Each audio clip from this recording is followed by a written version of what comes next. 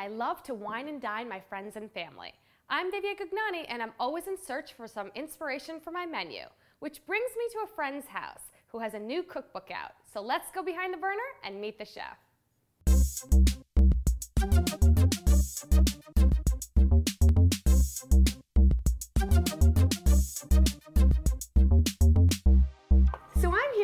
Samuelsson, who's going to make some fabulous recipes from his new book. Yes, the book is called The New American Table. Salmon Ceviche, show everybody how simple that is to do. So we're just going to take a little bit of red onion and a little bit of garlic and a little bit of chilies, and I'm going to saute that off. If you cook for people who like chilies, you should definitely keep them in, right? The seeds and the ribs in, okay? Right, because the tip there is that seeds add a lot of heat. So either use them or don't use them depending on how spicy you want it to be. Yes, we're going to straight in the pan. A little bit of good olive oil. Just sweat this off. Really nice and fast. What red stuff are you dumping on there, and also black pepper? You know, I'm using a chili blend called Berbere from my home country. Smell that? I gotta get with this. If you're not going to Ethiopia, that would be the cheapest absolute trip. Smell that. Oh my God, it's amazing. It's good, right? And then we're just gonna put lime juice. I'm just gonna squeeze lime juice. You can squeeze that with me. Yeah, I will. Good. Now I'm gonna put in a little bit of oil just to make it nice and there you go. I gotta tell you, Marcus, when my limes have been in the fridge, I feel like I either heat them in the microwave for like 10 seconds or I roll them on the cutting board to get the juices Go ahead, roll. You know, I do kind of one of these numbers to heat it up so that all the juice flows right out. I'm gonna go in here with the chilies that and the onions. That smells incredible. It's got, you know what? It's got a really earthy smell to it. It does.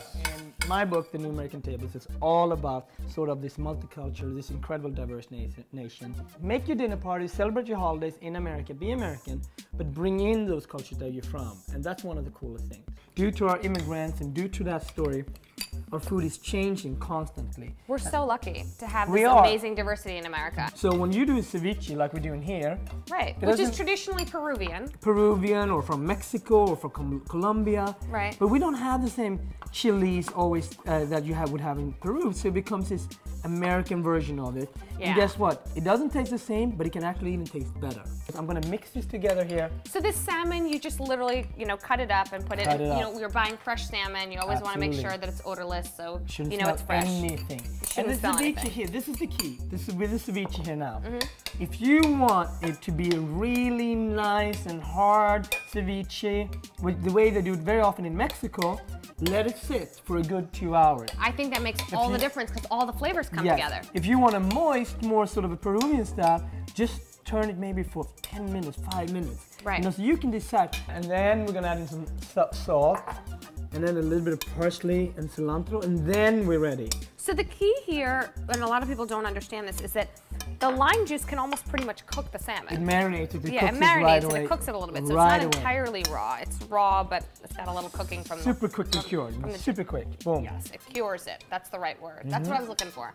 And then I have a bunch of different chips, simple chips that we didn't make, that we just went out to buy. So you don't want to be doing 800 things. No. You want to make a nice fresh ceviche, but go freaking buy the chips. You don't want to kind of over mix it because you don't want to break up the salmon pieces. You want those salmon chunks, so I'm kind of almost, you know, folding it. Do that. I'm just putting a couple of sauces on the plate for flavor. Key is, again, we bought these sauces. You're not gonna have all day come back from work. So what kind of sauces? Tell us what you're putting on there. You know, I gotta represent the heritage now. You were coming up, so you know, I thought like, well, you know, let's buy a couple of great Indian sauces. So this is a coriander chutney, which I love. You know, really, really nice, great flavor.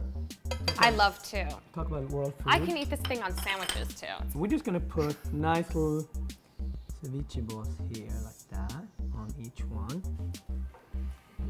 Let's look and admire at this beautiful creation. It actually came together very, very quickly. 5 minutes, salmon ceviche, inspired from Peru, Peruvian-American dish, but we have world influences in it. So Marcus, I can't wait to try the ceviche. It looks beautiful. It's nice, world, beautiful, inspired from the New American Table. Simple thing to do, takes 5 minutes. Okay, I'm taking the entire thing. Look at me like taking the skill to get the whole thing. Good. It was out of this world. It was delicious, explosion of flavor, a little bit of heat from the chilies, fresh seafood taste, and I love the sauces. They really complement. Stay tuned to Behind the Burner, where we give you the tips, tricks, and techniques that are lighting the culinary world on fire. For the recipe, Q&A, photos, and more, visit BehindTheBurner.com.